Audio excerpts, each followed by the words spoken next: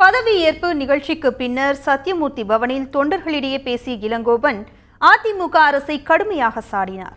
மொட்டையடித்தால் 1000 ரூபாய், மீசை எடுத்தால் 500 ரூபாய் என்ற ரீதியில் நிர்வாகம் சென்று கொண்டிருப்பதாக குற்றம் சாட்டினார். வேலை வாய்ப்புகளை புதிதாக ஏற்படுத்துவதற்கு பதிலாக வேறு விதமான வேலை வாய்ப்புகளை இன்றைக்கு ஆண்டு கொண்டிருக்கின்ற தமிழக அரசாங்கம் செய்து கொண்டிருக்கிறது. எப்படி என்று சொன்னால், மொட்டை அடித்தால் 1000 ரூபாய், மீசையை எடுத்தால் 500 ரூபாய், பூஜை செய்தால் 5000 ரூபாய், யாகம் செய்தால் 10,000 ரூபாய், உண்ணாவிரதம் இருந்தால் 500 ரூபாயும் உண்டு, உண்ணாவிரதத்தை முடிப்பதற்கு பிரியாணியும் உண்டு என்று மக்களுக்கு மிகப்பெரிய நல்ல சேவைகளை செய்து கொண்டு வருகின்றார்கள்.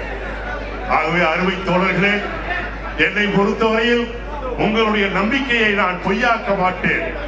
உங்களுடைய எதிர்பார்ப்பை நிச்சயம் நான் நிறைவு செய்வேன் என்பதையும் நான் இங்கே சொல்லிக் கொள்ள விரும்புகிறேன்.